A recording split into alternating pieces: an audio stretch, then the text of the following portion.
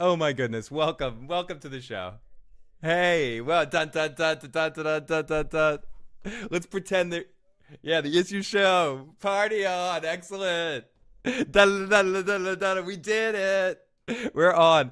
We may be in mono. I may only be coming out on one side of the speakers, and I'm sorry if that's the case. But I had some major technical difficulties. My giant mixing board here crashed and died. Uh, it's Mackie. The Mackie thing broke. Like it's a few years old, but it's expensive enough that it shouldn't have broken the way it did, Joe. Yes, yes, no, and it's worked for years. It's just it had a moment. I don't know. We'll talk about this later, Joe. Oh no, after. Yes, yes.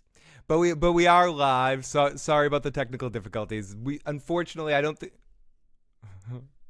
unfortunately I don't think we will have music and phone calls tonight. I will try to figure out a way to make that happen if I can figure this out, but I'm not sure about that. We'll have to do a show once I fix everything or get a new. Oh, you guys can't hear Joe? See, I knew it. I knew there'd be a problem, Joe. There, there- there's always something. I guess. Is that people really don't want that? Let me see. Let me see if I can find a way to figure out a way to get Joe on the show here. Oh my goodness.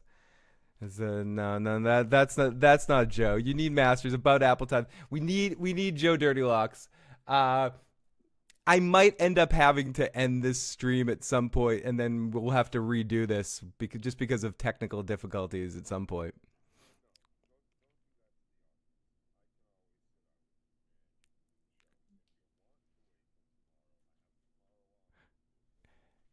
Yeah. People said we can just have Joe sit there and try to pet his cat. Uh, Joe, before you go, before I let you off the hook, let me see if I can try to figure out a way to get your audio in here or something like that. I don't know. I don't think. Let's see. Speaker, audio, three is.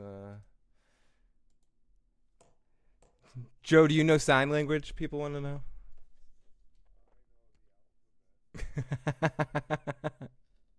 People said he could write on a whiteboard. We could get Joe a whiteboard.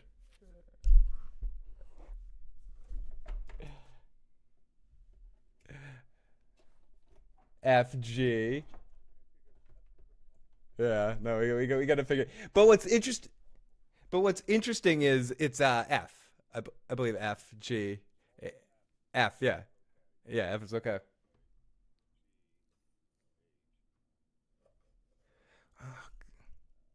People said, "See, Joe, I'm not gonna let you off the hook. I'm gonna keep you here just to talk to you. You know, like we'll go through this thing just because, and I'm gonna relay what you have to say because I'm gonna talk to you. I don't care. This show isn't gonna exist. I'm gonna take this one off the air.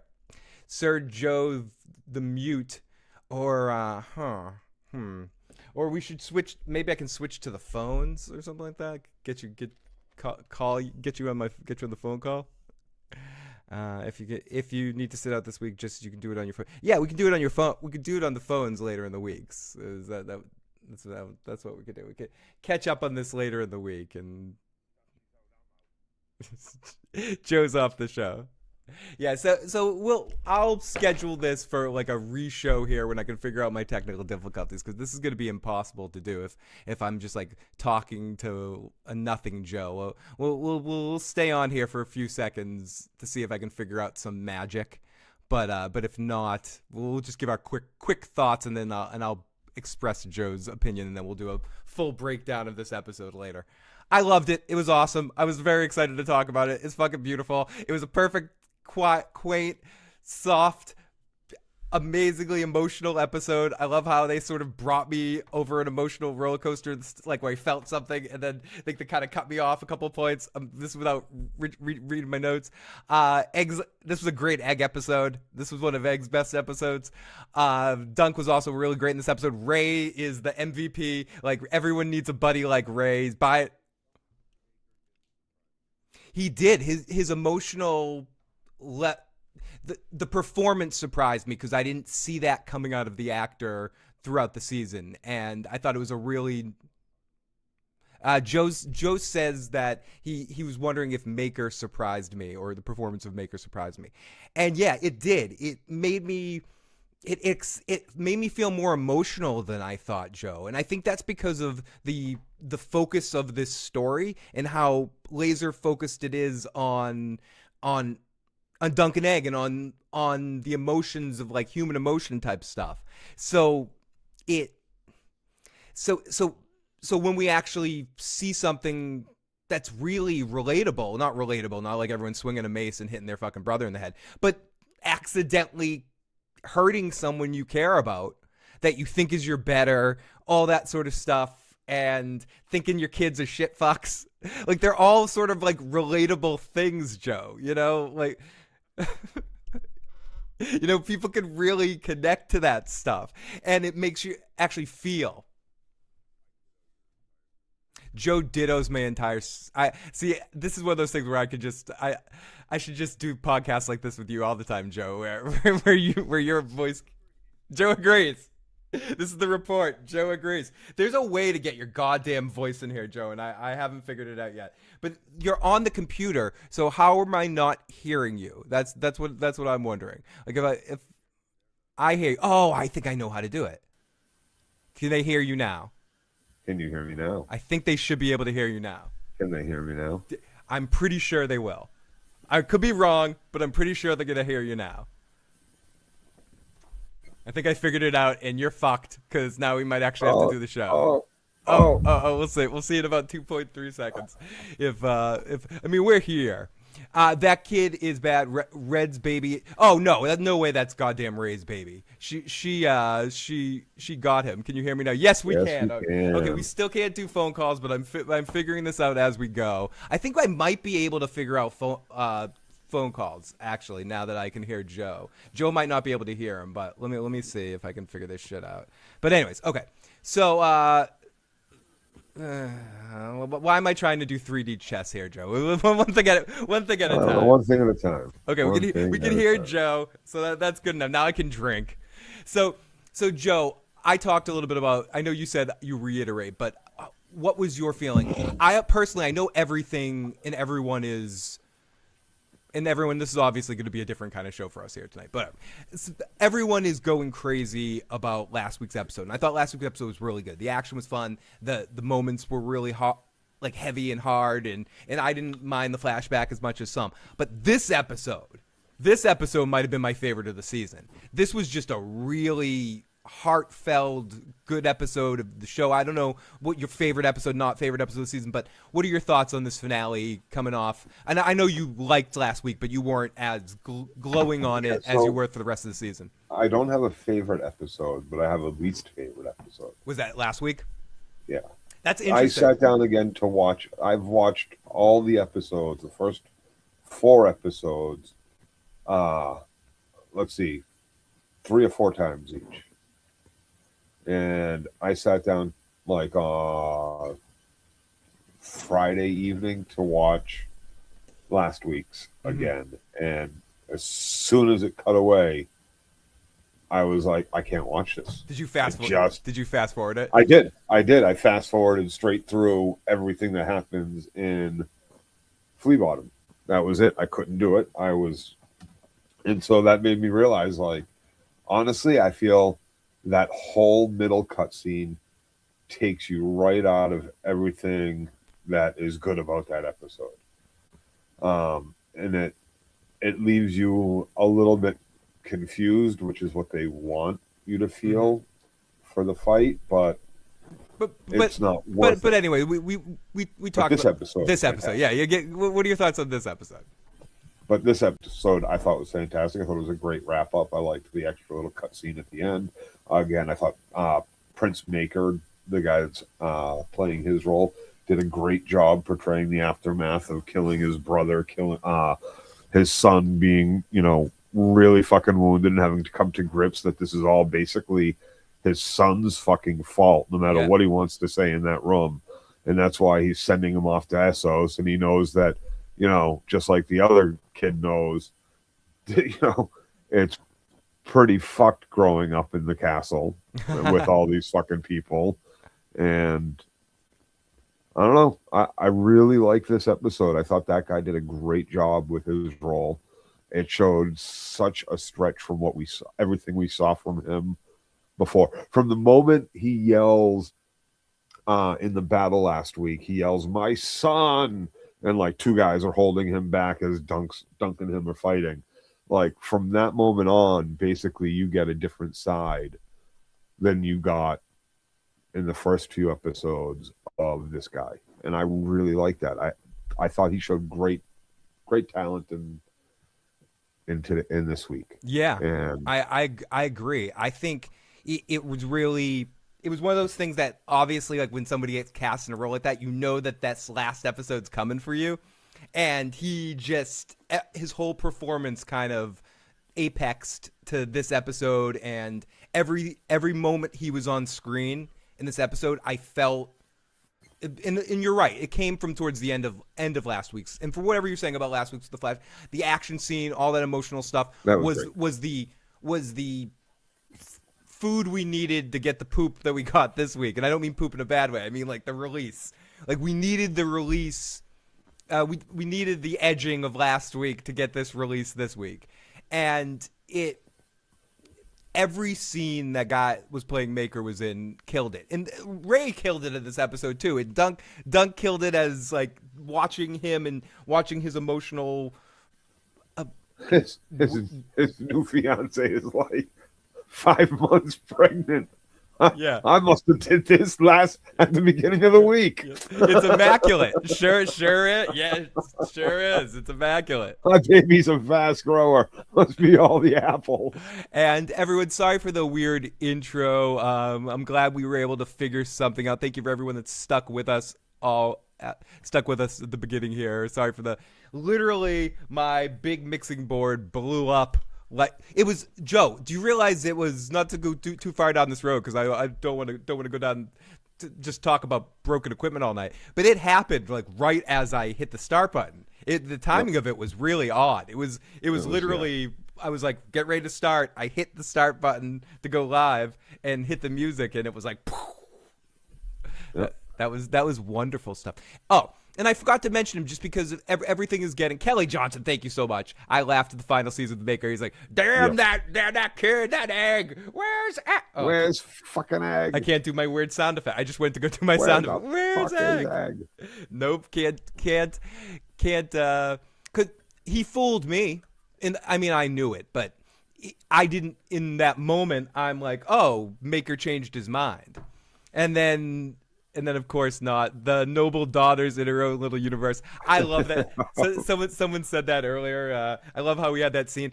Mr. Dunk, I'm not upset at you for ruining my birthday party. Thank you. That was. And I thought your response was great, or whatever she said. Mm-hmm. Like, yeah. And she's the one that ran up to him and was like, "The prince's kids are missing. They're probably dead," and then ran off. Interesting, Joe. I guess we're coming in a weird stereo way. Joe's in the right ear, I'm in the left ear. Okay, I know there's some weird stuff going on tonight with my technology. I apologize. This is this show that will never exist. At some point, this thing will be taken down off the interwebs forever. We're the angel and devil on their shoulders tonight, Phil. Yes, exactly. We are. I wonder who's who, Joe.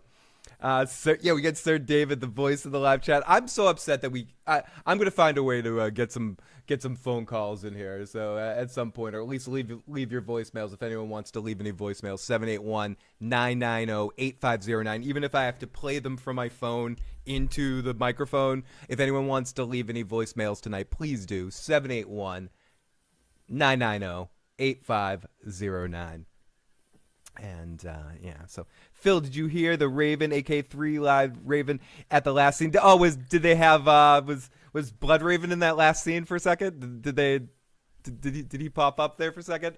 I missed it towards the end. I was emotional from a lot of moments. Do you know what the most emotional aspect of all of this is, Joe? The happiest thing I've ever felt in my life from a television standpoint. And it's tough because we're in tough times now. So it's almost like we're at a point where I'm happy that a show is just doing what shows should do.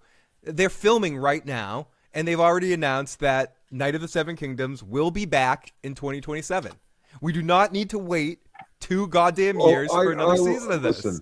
Listen. That's amazing. That's fucking amazing. For 6 half-hour episodes. We better not. Better not make us fucking wait. That'd be ridiculous. I mean, like, yeah. People are like, Joe's the angel, I'm the devil. I don't know. I hear cacaws. Phil, 10:16 a.m. radio. I don't know how to do this without my stupid echoey voice. To be honest, Phil, this is the first time something like this has happened in 8 years that I've been watching him. Oh, like what? A technical difficulty? Thank you. I appreciate that. Out of 8 years, this is the first like big giant technical difficulty. I pride myself not to have too many of these, but I guess it happens. Eventually, it's bound to happen, Joe. Right? Yep. Do you remember the guy from Tracy Ullman that went on to be the Simpsons voice that used to do the radio sketch on the Tracy Ullman show? Dan Cast. They'd do like AM radio, like that kind of shit. Oh yes. I don't know what made me just think about that AM radio talk. I just went off in a weird fucking tangent and just started thinking about that guy. This is the time. I don't know what his name is. He's on the Simpsons. I forget who he plays. Harry Shearer? I think it's the guy that does Homer. Oh, Dan Castellano, or I think that's his name. Okay. I think that's his name. He was on Tracy Ullman. Phil, you're Breaking Bad. Yes, Kelly Johnson. Joe and I will talk about that a little bit at the end, maybe. Even though I know Joe could give 2 flying fuck burgers about that kind of stuff. But yes, that is happening. There's like this weird review bombing situation going on with last week's episode and Breaking Bad people and Ozymandias. Yeah, Joe's yawning. But what's going on? We'll talk about it at the end because I want to get through the episode. But Kelly, we'll definitely talk about that at some point. Basically, it's like IMDb review bombing thing with Breaking Bad and Game of Thrones fans. It's a mess. It's a mess. And it's war. It's war, Peacock. There'll be casualties. And Kelly Johnson also said, Joe Dirty Locks, it was a great rediscover of our love of A Song of Ice and Fire. Yeah, Joe, do you feel like that? Is this how do I say? I know you weren't. Because A Song of Ice and Fire is very specifically that story in the game. I considering it the whole world. Let's just. I think what he means, and I'll supposition. If we think of the whole universe as one, Game of Thrones, House of the Dragon, the books, everything, from a television standpoint, video media standpoint, did this series reinvigorate after your disappointment with season 8 and your utter hatred of House of the Dragon? Well, I really loved this book when I read it. Do you remember do you like the other short stories as much as we'll talk a little bit about that in the off season. I don't want to talk too much about the next stories, but do you remember any of the other stories, or do you mainly just remember the Hedge Knight? I don't know. Yeah, we'll talk about that. We'll talk about that later. The Game of Thrones universe is way better. Phil took a piss. Busy week of live stream. Tony. Yeah, to be honest, I don't remember any of the book. I just remember really like fair. No, very, very, very. And like small details about who they were and shit like that. You know what I mean? Like Joe, could anything a long time ago. Could anything the Walking Dead universe ever do to bring you back in the way that this series made you feel about Game of Thrones again after season 8? Is there anything The Walking Dead could ever do to make you feel this good? Not really. No. I mean, I think it's kind of run its absolute course. They've tried spin-off after spin-off. They've tried legacy spin-off after semi-legacy spin-off. I'm just not enthused about that universe at all.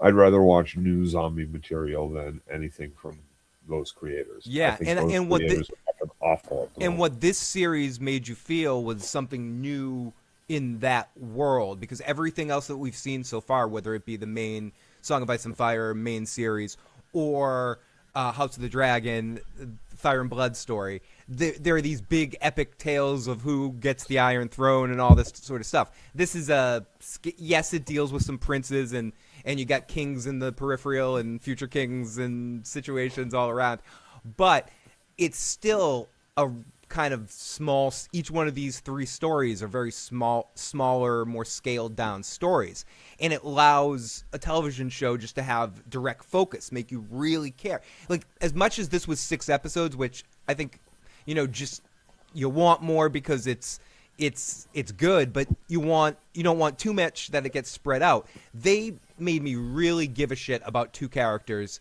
in 6 episodes, and if this was and that's How not about more easy, than 2 characters? but Tell really, me you really you were starting to really care about Good Prince, and yeah. everybody cared that his head got bashed And I care in. about Ray, and I care about Lionel Right. Baratheon. I Yep. think they did a good job establishing. My point is, they did an amazing job in a short amount of time. They did a pretty much 6 sitcom length episodes, maybe a little longer. They made me really give a shit about a bunch of characters. That's good. Yep. Good video. That's good visual storytelling. That's good video storytelling. I can't talk when I don't have my normal setup. See, this is, you see me as more. No, they did a great job putting together the visual representation of the book. Yeah. Yeah, I thought they did. And do you know what's horrible is that the next time we're gonna get Joe out of retirement is probably for the next season of The Last of Us. Some people are talking about The Last of Us in the chat. Yeah, it's probably the next There's time other shit coming out, isn't there? we'll talk about this towards the end. Next time we'll get you. I'm still gonna try to get. I'm gonna. I don't know if I want your hate during House of the Dragon. Joe Dirty Locks. It's an honor to meet a fellow House of the Dragon hater with you. You get one of these days. We'll have to force Joe to watch that live and Ugh, do a live reaction of it all. awful. But yet the low, exactly, Chris, the low budget too. The low budget almost makes it. It's like if you're writing a song within the constraints of someone's abilities. Sometimes within that skill set, it creates a great song because you have to write within a certain limit and within a certain budget. You have a certain thing. Excuse me. It makes you try more interesting things, more establishing emotions. Even little things like the end of this episode having Ghost Arlen ride with them for a second, then take a left into the field. Could have Yeah, been cheesy, but it made me feel emotional, Joe. It was a good Field of Dreams kind of Listen, moment. you only get so many crane shots. You're not doing shots inside of these big fucking halls, and you're not doing, so like you only can rent a crane for so many days of filming. You can only do so much at a time, right? Like with that budget. To be able to film on set, on location all throughout Northern Ireland like they did, all that shit cost money too, right? I'm sure they got incentives from the areas or whatever, but And they did a fantastic job with all of the wide angle shots they used. They didn't go overboard. There was what CGI did you really see, or could you make out that you saw? if it was, I didn't see it. Yeah, same. If Like it was there, maybe little touch ups in the battle, or this and that, little things like that. But dude. And Kelly Johnson said this. I'm a little off my game just because of the weird startup. But Kelly, I was going to talk about this at the beginning right away. True Knight always finishes the story, and one thing that I fucking loved in this episode, Joe, and the only Game of Thrones episode I can remember that did it offhand was the one where Jaime gets his hand chopped off. Like playing modern music in an episode of Game of Thrones or a Song of Ice and Fire stuff. The whole episode started out with this like lounge music thing. Dun dun dun dun dun dun. I fucking loved it, Joe. I was like, whoa! Like they did it. They've done it. They did it in a couple episodes, I think. So yeah, far. yeah, they did. It's almost like video game background music at times. It was so chill. And then at the end of the episode, like when they cut, and he's like, "Damn that egg!" Like it cut to like a rock song or something. Like I forgot what song it was at the end. No, it wasn't a rock song. It was 16 nuns, what do you get? Another thing of red. I get my phone from the like, and I just love that. Like, great sound design. Not everything has to be a huge score by Ramin Djawadi or whatever. You know, sorry, I'm not going to destroy his name. And it doesn't always have to fit a time period either to keep you in the time period. Yes. You know, sometimes it takes that kind of, you know, we all have many emotions throughout our lives and many things that we've connected with, and music is one of them, right? And so it may be a trivial song, but it's usually a song you've heard in good times or at parties or in the background or whatever. You throw it in and you're automatically getting emotion from people from the music that they've heard before, rather than trying to force emotion through music you've written for the show. So I think it plays really well in this. It keeps it lighthearted. It doesn't. It's another point that it's looking at and saying, you know, we're not gonna take ourselves, you know, what's the line? We're not going to insist upon ourselves. Yes, what the Godfather? Fuck you. The Godfather insists upon himself. Right. So like that's what they're definitely making. You know, even with like the guy shitting behind the tree, cock dangling out with the, you know, the second episode, and all the burping and spitting and I think that's part of like the beginning of starting the season out with the shit with the Game of Thrones theme. It's big time. It's a big time. Like this is not Game of Thrones. But that's the thing about this show that's incredible though, Joe, is because within that it still manages to take itself painfully serious when it needs to. You know, like it balances I've mentioned this a few times over the course of the season. It really balances those genres really well and the vibe really well, where it can do this sort of kind of humor. And then there's moments of this episode where I was straight up emotional. I wouldn't mind seeing that, Pack. I wouldn't mind seeing a little hit 'em up in season 2 for Dunk. Like Dunk was gonna go get trained for real. Hail Mary. I will forever love the Game of Thrones theme. Me as well. I'm caught between calling you Pixie and Amy. Blood of My Blood is one of my favorite songs. I love all the music for Game of Thrones. I went to one of those live concert things to see the live. Don't push me. To see Revenge is like the sweetest joy next to getting. I went to one of those Game of Thrones things. Oh, I know. I already muted you there. No. I already muted you for a few seconds there. Duncan Egg crossing the red fields. I need 100 black coffins for 100 bad men, 100 black graves so I can lay your ass in. Yeah. Yes, guilt trips.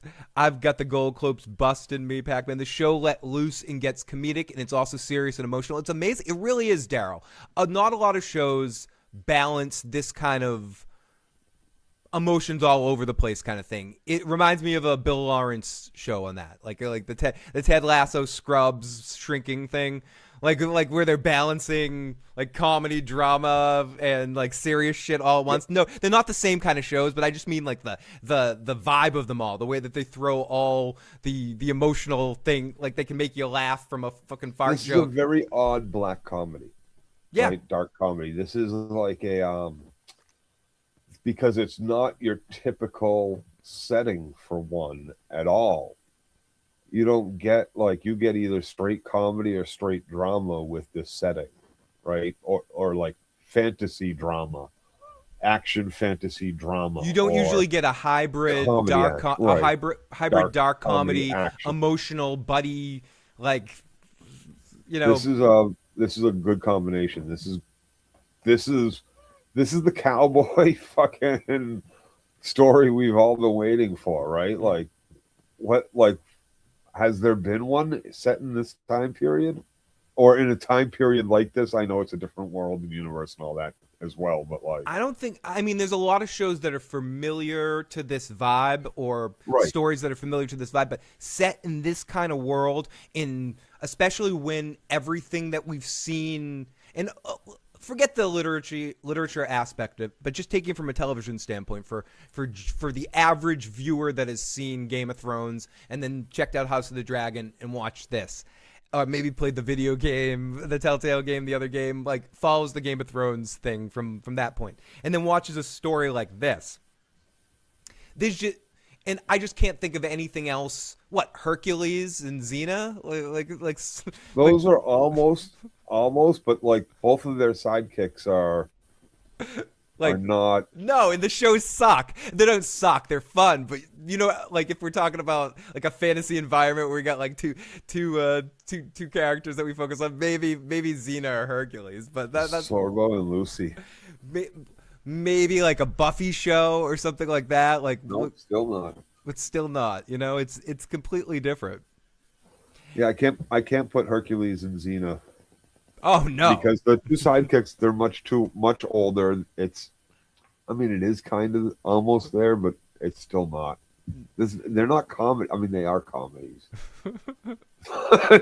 They're comedies because they're awful. They're not comedies. But just from a simple, and again, we're not putting it on the quality level. We're just trying to think of other things that have attempted energy like this show. We got, oh my goodness. Don't know if anyone said anything, but the left ear is getting jealous. Who is the who's left and who's right? Who's getting the left ear and who's getting the right ear right now? Because I can adjust the volume. Switch. Yeah, yeah. Let's see if we can switch. High five and switch, Phil. I might be able to switch, Joe. Let me see. Check. Wait. Check. Let me see now. Oh yeah, I think I've switched. I've switched sides now. I don't know if it switches your side now, but Yeah, now we're both in the right here. are we? Are we both in the right now? I don't. It's going to take 30 seconds to find Let's see. out. Yeah, let us know. Let us know if this changed anything. I've changed my side. Let's see if it matters. I want to pee on you. All From odds R. of Kelly me. from Lionel Baratheon. Oh my goodness. Great stream. These streams are as good as. Oh, thank you so much. That means everything, and thank you so much for that super chat. I'm gonna use that money to get a new equipment so I don't suck. Yeah, yeah. All super chat donations are going to the new soundboard so I don't suck. You have switched. Oh my goodness. It was left and now it's right. I'm kind of pissed. It feels different. Yeah, why did he give away Sweetfoot? He needs a third horse. Oh, Ray Could have deserved. put the little boy on the old horse. Oh, sorry, Icy Fury. Oh my goodness. Was it a loud pop? I was just gonna say I blinded. I've made Icy Fury go deaf. But no, actually, he made a friend for life by with Raymond right away, right? But giving him that horse, like that's an ally. That's Yeah, not that just a friend. and That's- and it's a good for the horse too. He's gonna have the right. He's going to the apple fucking orchard. Like all the apples he could ever want. He's going to actual like. That's an old horse. Question, everybody: is the sound better now that we're both on the same side, or was it better before we were on each side? Let me know if it's better now or was better before, and I'll switch it back if it was better before. Who my roommate? Unfortunately, my the roommate that you're speaking of lives in California, so he can't pop in all the time. But I'm sure I'll make sure I let him know. He had a lot of fun, and he would love to pop in again. Better now. Okay, cool. We'll keep it like this for now. It's doing much better. Oh, better now. Okay, cool. We'll keep it better now. I'm not sure if it was better now. Yes, we need more Nick. But yes, the actor that played Lionel gave that role so much life.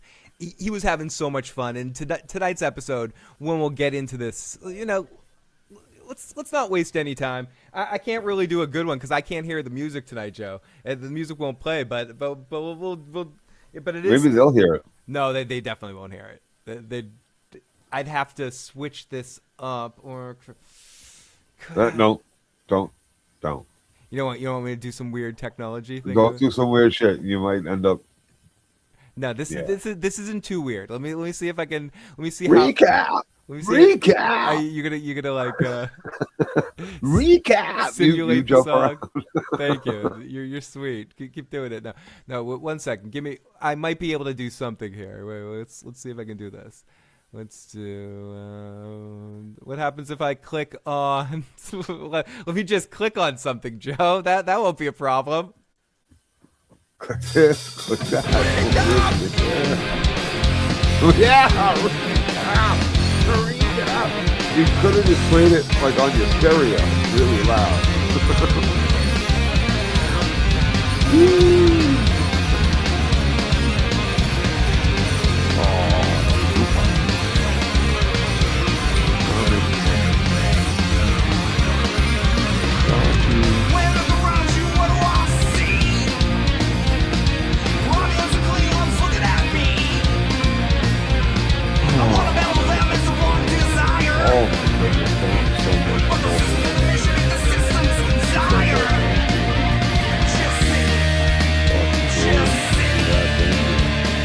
You got some love in the chat. You got some love from The Walking David and from Descendo. Okay. Could you guys hear? Could they hear the music? I don't know. No, I couldn't hear it. I don't know. They might have heard it. They gave you some love though. That's for sure. Holy hell, dude! This is This is for the setup. Invest. Oh, thank you so much, Deuce. That means more than you realize. That is incredible. Thank you so much. Whew. Walking David's up there too. Is he up there before? Yeah. Oh no, Phil and Joe. Will you heed my call to war? Love you guys. Thank you for giving the awesome recaps. Oh my goodness. Thank you, Walking David. You are incredible. You guys are killing it with the super chats tonight. And we got another one. I already got this one, but one more love from Smokey. Great season. These streams are as good as the thing. Oh, fucking A, man. You guys are killing it with these super chats tonight, keeping me alive, helping me with the new setup here. They heard the music, Joe. They did. Oh, sweet. Nice. I thought I missed out. I thought they did. I thought they would have. I thought they would have in that setup. We have to get a boombox to play it in the background. No, for you to be able to hear it.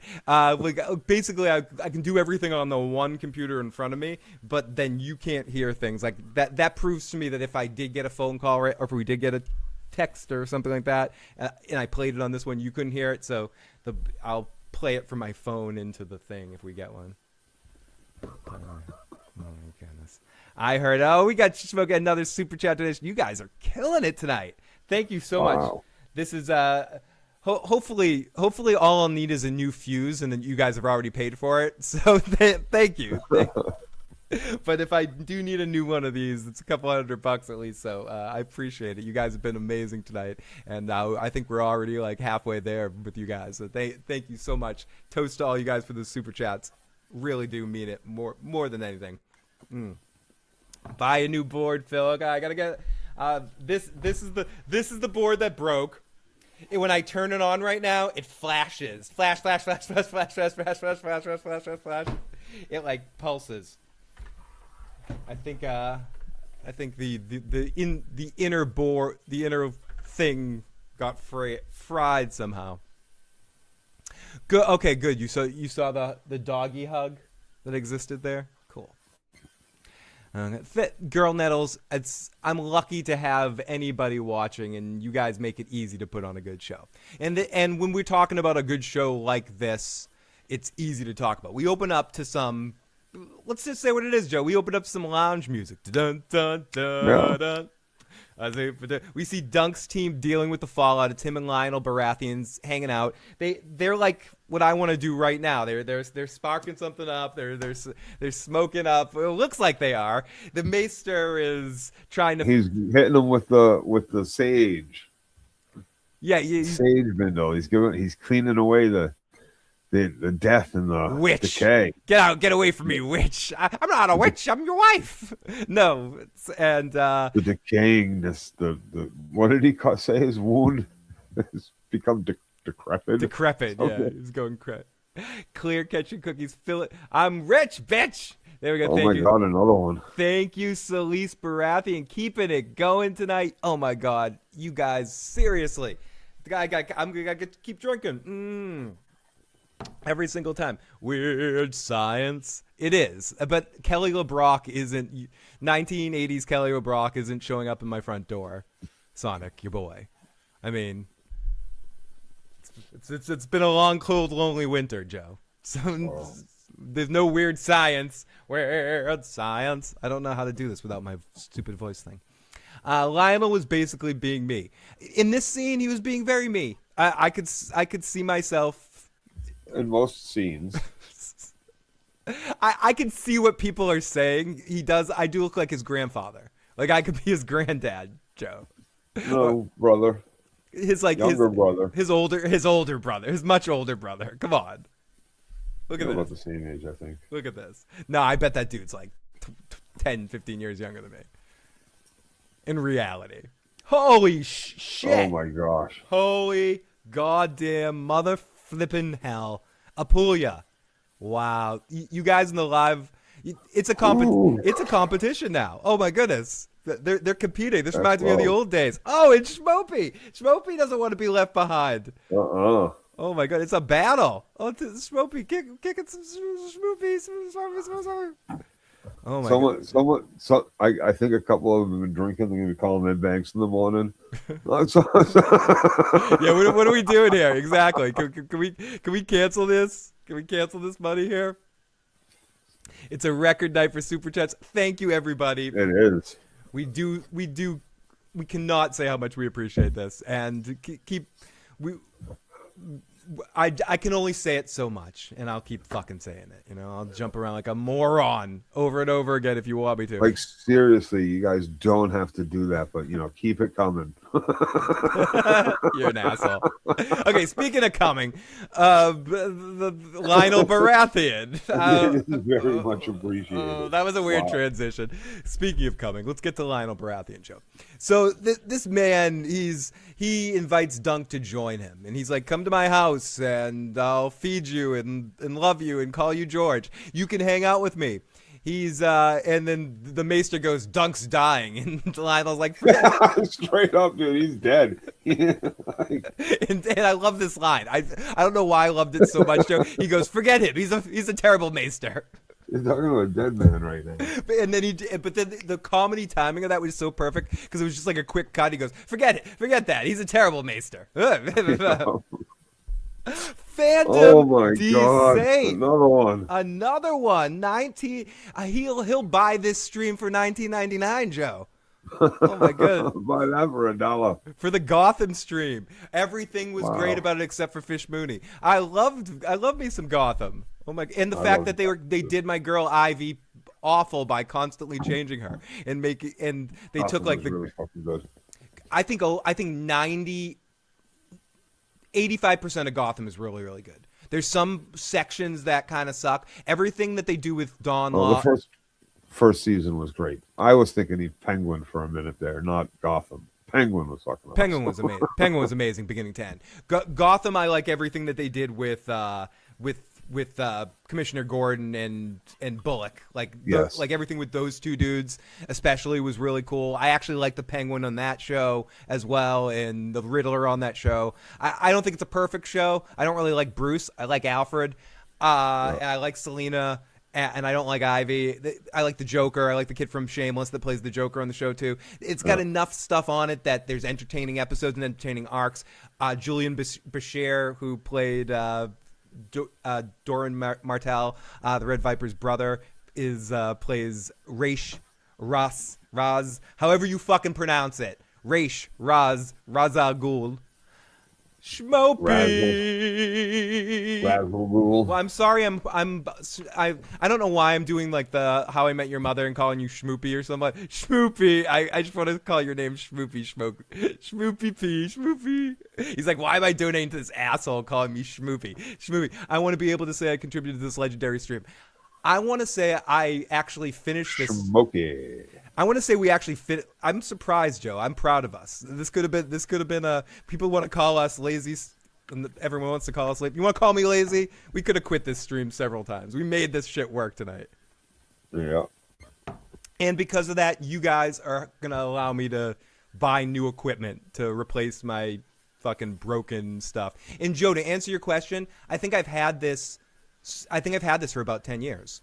I think I got this mixing board around Game of Thrones season 5 or something like that. See, I thought you had got one and then brought me to get one. No, I got one and then gave you one of the other ones that I had, I think. Oh no, because Radio Shack still existed when I got you yours. No, we went to Guitar Center together to buy it. Yes, we did. I remember that now. But yeah, I've had this one for a while. At least since Salem. At least since I lived in Salem.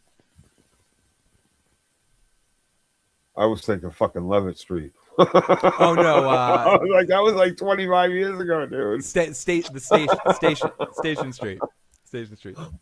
Smoke. I thought but thank you everyone for all your super chats. It has been incredible. I was gonna do one of those goal things tonight, so I guess we reached our motherfucking goal, man. Oh yeah. Here we go. Smashed it. You wouldn't have put a goal that high. No, I would have put like 1. I was hoping for 1. Anyways, so he's like, you're a terrible maester. Lionel's like, forget that, you're fine. He invites him to Storm's End. He says, if you come, I'll love you like a brother. If not, I'll hate you like a brother. And then he goes and takes a piss. This guy's just ruling every scene he's in. It's fucking incredible. Lionel's like, and Dunk is hurting because of dead Baelor, and Lionel's like, fuck that dude. Dead dragon's a dead dragon's a good dragon. And yeah, no. But he died for me. Yeah, no. He fought for me when he didn't have to. Well, we all fought for you. Beesbury and that other dude whose name I fucking forget right now died for you too. And I fought for you. And Ray, like Ray, never been in a battle before. He fucked over his own cousin for you. You're not belly aching for us. You're belly aching for the dead prince, the dead future king, because you're licking that Dragon Balls. You're licking his Dragon Balls, and if you're gonna be licking his Dragon Balls, I'm gonna go back to Storm's End and go smoke some stuff and drink some drinks. And if you want to come party, Dunk, I'll be there. Maybe we'll see you in the future. Peace, dude. I'm out. And that's it. And Lionel Baratheon drops the microphone and goes off. And that's House Baratheon. And I'm out. It's basically the last we see of him too, isn't it? I think we see him ride off or something, but that he basically gets a farewell scene because they focused on him. He was definitely more of a focused character than some of the other members of this. Ray got a lot of stuff too, but you would say that Mr. Baratheon stole the show a little bit in most scenes he was in, and well, he was supposed to. He was supposed to be a larger than life kind of showboater, party man, drunk, the laughing storm. Yeah, he does feel like he could be the ancestor of Stannis, Robert, and Renly. I feel that in him. Like he does feel like a Baratheon from the Baratheons that we've met in the past. Considering, especially Robert, you can definitely see Robert in him. He would actually have played, if he put on some muscle, he could have played a good Robert Baratheon too. Like this guy has that kind of. Would it be Robert's grandfather? Yes, I'm bad with that sort of shit, Joe. But yes, people that are good with that shit. He's Robert Baratheon's grandfather, or his great. No, it's either his grandfather or his great grandfather. I'm pretty sure it's his grandfather. Yeah, because Aemon is Egg's brother, so this is 80 years ago or something like that. So essentially, it's probably his grandfather. I'm guessing it's his granddad. right? Right, people. Right? Right. I ain't wrong. Right? I'm not wrong. I'm not wrong. So speaking of dead Targaryens, we go to the dead dragon's funeral as they focus on Maker, who we kind of get into his whole thing. Uh, as we just get everyone's energy at this funeral, the dead man that's going to be king. And we go off to Dunk, who's hurting, and Baelor's son is there. And he says, my father died. And this is what I was talking about last week. They didn't make that big of a deal of it. But the reason why his head got bashed in was he wasn't wearing his own armor. He was wearing his son's, Son's armor. which was too small for his head. So it's probably up firmer against his head. I mean, yeah, he got bashed in the head with a mace, but he would think his future king armor probably would have been able to take one of those things if it was the right armor, correct, Joe? Like, it was tighter, so it sort of... It would have been fit to him better. Yes. Yeah, he would have had a better chance of survival. People say great-grandfather, great-grandsire. Because, yes, he is the great-grandfather of our future king, Robert Baratheon. His son was... Yeah, the son was savage. The son was like, fuck this shit. He's like... My father, they're going to talk about Baelor was done. He was going to be a good king.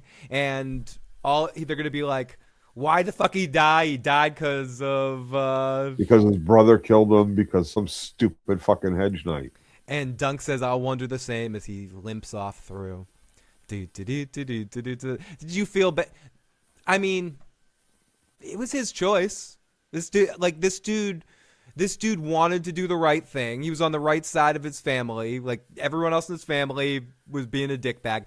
But I love how I zipped past this a little bit, but Lionel did mention, well, he wasn't really even putting himself in danger. The gods answered this and punished him because they yada yada that a little bit in the last episode. That's what Baratheon says. Yeah, I zipped past that and we yada yada that last week, but they were there was a line where he's like, I'm going to fight the Kingsguard because they can't really attack me. Yeah. So I'll distract them. And then one of the other dudes is like, is that really fair? You know, and he's like, the gods will judge. Decide. Yep. And the gods did judge. And Lionel's kind of pointing that out in that moment and being like, yeah, well, you know, he did try to kind of cheat the system. And we're the ones that actually fought and risked our lives for you. And 2 of our dudes died. And you're belly aching for the guy that tried to cheat the system and got caught by his own brother.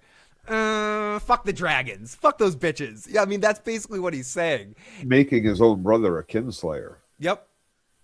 And to your point, a curse upon the house, and that could, you know, destroy their house eventually. Who knows? Huh. Who knows? Maybe there might be a mad king that destroys their house at some point. This show, it's definitely one of my favorites in a long time. King Aegon, future beef with Lionel, and his we'll get into that a little bit in future seasons. Okay, so Ray comes in and he says, I can't believe you went to the funeral. Dunk says, I owed it to him. And Ray, I've said this a few times, could Ray be cooler? Like, Ray is one of the coolest dudes in the world. Wow, I'm looking at the top of the super chats and those $50 ones are just fucking killing. Apulia with $50, oh my goodness, and Deuce with 50. I can't believe. Yeah, I think Smokey's topped 50. Yeah, they're all. If you count up. Oh yeah, all of Schmopey's stuff. It's all of you guys. Amazing. Schmopey is the winner tonight so far.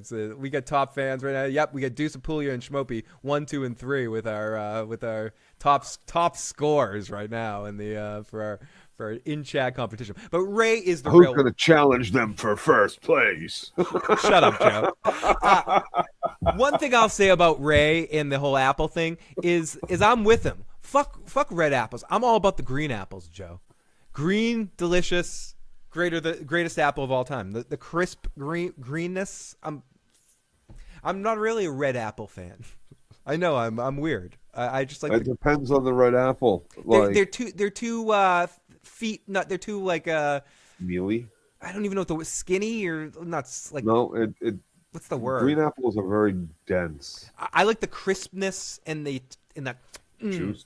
I like a juicy apple as long as it's juicy. For me, as long as it's crisp. I can't be hairy. I don't want it to feel hairy when I'm eating it. Like, Oh, I love it. I love the furry peaches. no. I mean, depends what kind of peach we're talking. Like a peach. Are you gonna quote your favorite Nicolas Cage line? I can eat a peach brown for fuzzy hours. I can eat a peach for hours. Fuzzy pears, yeah. People say green apples, ew, pink ladies. Let us know in the live chat. Favorite apples. What are your favorite apples? Get up, sir. Get up, sir. Ray is the real one. Ray comes in honor of Ray. Let us know what your favorite apples are. And he says, I can't believe you went to the funeral. Dunk says, I owe I it. like those apples. Oh my God, Schmopey's not done. Not done Smokey yet. is not done yet. I'm not done. Get up, sir. I ain't done. He didn't hear no Get bell. up. Get up, you son of a bitch, because Mickey loves you. Okay, and I also need people in the. I'm gonna put a. Should I keep this live stream up? like when we're done this, should we delete this and have it just exist for who's watching it, or should I keep this up? Has the technical difficulties been so horrible that this should be purged from existence, or do we keep going, or do we keep this as a testament to how awesome you guys are in our live audience to keep us going here tonight? It's gotta stay. Golden Delicious. Oh, we got the amazing Carla in the live chat. Sonic, the most delicious apple in the world. Oh, Macintosh, Honey's Crisp, Cosmic Crisp. No. Best apple ever. The Beatles apple. That's my apple favorite crisp. pie. That's a cheat. Nope. That's a cheat. No, how is that a cheat? That's a cheat. That'd be You ain't like never had a better apple than that'd be like apple my pie. favorite juice is orange Apple soda. pie. Is orange soda. No, that doesn't work. There's no juice in that. Doesn't work. There's no juice in that. There's 5% juice. There's apple in mine. There's Mine's 5% apple pie. juice. Apple pie is the best apple. But it's not a singular apple. You can use many Oh, different yeah, kinds you of can make apple. a small pie. But you're just wrapping pie crust around an apple? Dude, Okay, that a sounds candy weird. apple. A fucking candy apple is my Not favorite as good. apple, Not as dickbag. good. Not as good. And I Not as don't good. think an apple pie is as good as like a fresh green apple. I'd rather eat a Oh fresh. yeah, it is. It's much better. No, fuck that. No, it's much better. You're crazy. You ain't eating a fresh green apple with a scoop of ice cream. Yeah. But you are an apple pie. I'm Yes. not messing with ice cream to put apple pie anywhere near. That's too healthy. If I'm gonna get ice cream, you want to put it with ice cream? More ice cream and hot syrup and gummy bears and like other shit that I can stick in there. That's horrible. I'm putting M&Ms and shit in there. Yeah, my favorite juice is orange soda. That's my favorite fucking juice. Joe's cheating the system as always. Douchebag. I just looked up. Pink ladies are Australian. I thought they may be worldwide. I've had a pink lady before. I think I've had a pink lady apple before. Maybe it's been sent here from Australia. But I thought he was talking about the chicks from Greece. that's a different kind of pink lady joke. Apple pie, you sick fuck. But oh my god, the super chats tonight are insane. You guys are amazing. Thank you for helping me to replace my Pro FX12 mixing board professional effects mixer from Mackie. You got like a 52 channel fucking just like sound booth set up. No, fucking it's just- Frasier. No, you're gonna have a Frasier studio, radio studio. Yeah, we're gonna hear the fucking blues with coming. that. There's gonna be some tossed salad and scrambled eggs all over these. Tossed salad. By the time the and motherfucking scrambled- chat is done, it's gonna be fucking looking like Do you know, like Phil's YouTube Studios live. you know, now and later, Apple's my favorite. Okay, so Ray comes in. Ray's awesome. They hug it out. It's a sweet moment. It really is. The two of these guys, they have a good chemistry. It's beautiful. It's beautiful. Okay, so Stefan's just a douchebag, right? His brother Stefan, he stole his tent. He left him there, but Ray's happy. He's got his green apple sigil, and this girl Rowan, he got her pregnant in one day. Isn't that 5 amazing? months pregnant. Dude, he's I got think it's been a little bit more than one day. he's I'm got gonna the say it's super been a sperm. couple No, days. okay, he got her pregnant in a couple of days. He's got the He's got her 5 months pregnant in like a week. dude. we'll say. I've never seen sperm like this. Show is so real. Maybe like 3 days. That's amazing, magic, mutagenic sperm that has exploded in her belly, and I love the look. Like Dunk's the lunk. He's not the smartest guy, but Don't the lunk even know is like Yeah. yeah. Well, good luck to you guys. I mean, this dude is like, I think oh, he thought he was saying at first, he's like, "This is my wife," and then that threw him because he was like, "Wait, this is the whore that was insulting me right, the other right, day." totally. Me too. I was as confused as Dunk in that moment because I'm like, wait, oh, wait, that's his wife. That's the girl from before. I didn't realize this dude was married, and then it was like, no. She got him. She got him. She's gonna. And you've impregnated me now. I'm carrying your boy. Yeah. Now Ray's gonna be making cider, and he Yeah, has she came to take off. Let me help you take off your armor. fire and ice sperm works wonders. Absolutely. Yeah. It's magic. There's a Johnny fucking Appleseed right there. Yeah. Raymond fucking Appleseed. Haynes Gates says, "Why'd they make Ray so damn gullible? Poor Ray." They did. He was. I mean, Ray was a maid, and she saw the opportunity, and she took it. You can't hate the player, hate the game, but Ray, you gotta like, Ray had no clue. There wasn't even that like, I'm okay with it because I love her thing. It was just like, yes, the metachlorians made her pregnant. Like, he's gonna be strong. He was. This is just the type of thing his cousin would have saved them from. Mm-hmm. That's when you need that douchebag cousin of yours. But anyways, I hope they're very happy. I'm sure we're gonna meet up with them, and they're gonna be very, very happy. So so they're gonna get married. His kid has 1,000 fathers, says Iron Throne. She's a hoa, says Tony. Not Bill Chile, not Tony. Oh fuck! Sorry, I have dogs all around me. Yeah, he planted her apple seeds in her, and the tree grew at epic proportion. That's like some Animal Crossing, like overnight growth of a tree.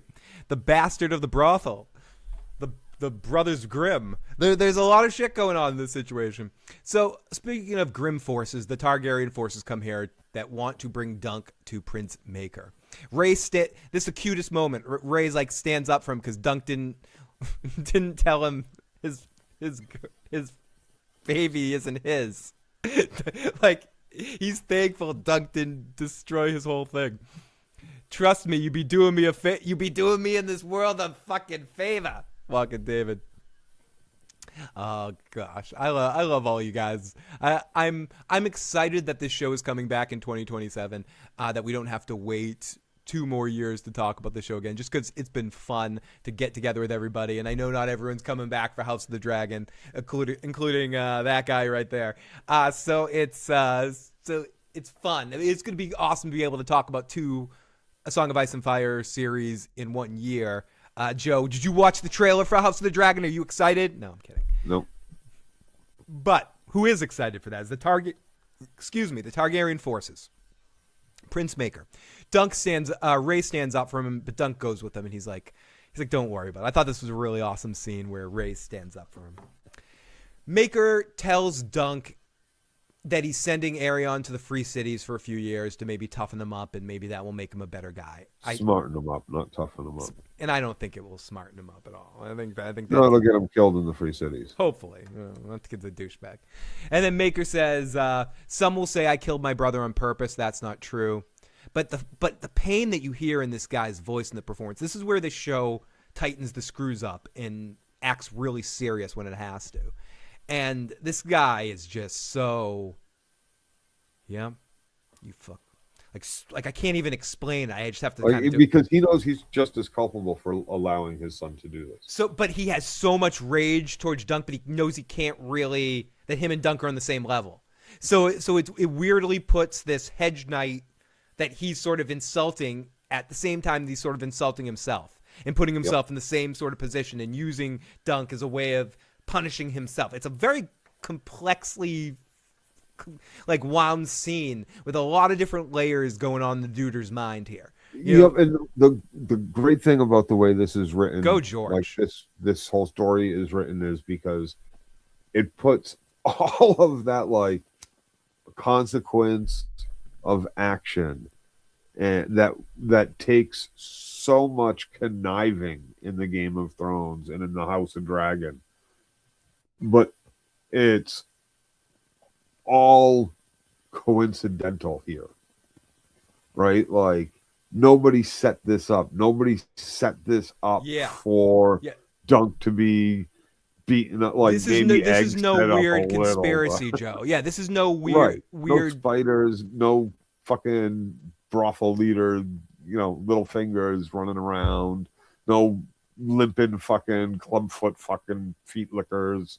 Like none of these fuckers are running around doing that thing, right? Like it's just this fucking. Sometimes you know what, you fucking you go to take a turn in your car and you slide in the snow and hit a snowbank. I don't want to. I don't want to like ruins your whole fucking day. Dude, late for work, all this other shit. And then sometimes just accidents happen and people that shouldn't die. And I don't want to. My god! I'm not halting the Right? stream. I was actually going to play a lot of music tonight. Early when I could play music tonight, I was going to do a tribute, but I'm going to A tribute to Mr. Drums. Mr. Drums. I played in the rock band for like 20 years, but we met the guy. He was also on our basketball team, and Joe was good friends with him. I was good friends with him. Joe was very good friends with his sisters. My drummer Jeff Garish passed away. It was on Friday the 13th. I found out about 5 minutes after we ended the show last week, and it's been a weird week, and it's horrible. I was going to play a lot of his music, and it was literally an accident. He's one of the healthiest, sort of never didn't drink, didn't smoke, didn't do anything except played drums like a fucking maniac, was ripped, and fixed cars and had cut down trees and raised kids. That's and took care of people. That's basically what he did. And took care of everybody. And again, you guys can look it up. But he had a really crazy accident that happened, and passed away on the day before fucking Valentine's Day. Like it's fucking on Friday the 13th. It's fucking horrible. But the point of that, just to transition, like I'm not just bringing that up out of nowhere. I am. Rest in peace, Jeff. You fucking maniac behind the greatest drummer I've ever seen in front of me.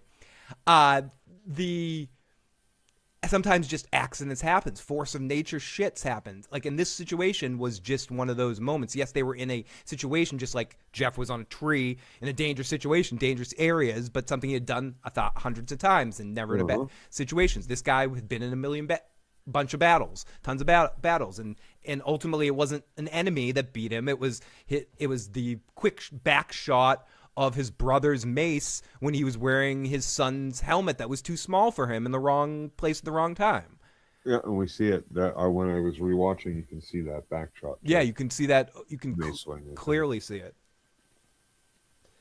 When I went to go see him, I made sure I put drumsticks in there, and he already had a pair because And anyways, I'm gonna do a separate stream where my cousin Craig and I are gonna do like a live music stream tribute to him, and I'm also gonna do another one with this kid Eric that was a big Jeff fan as well. So this won't be the last time you're hearing about Jeff, and I'll make sure I play some music about him when I get my setup back together and stuff.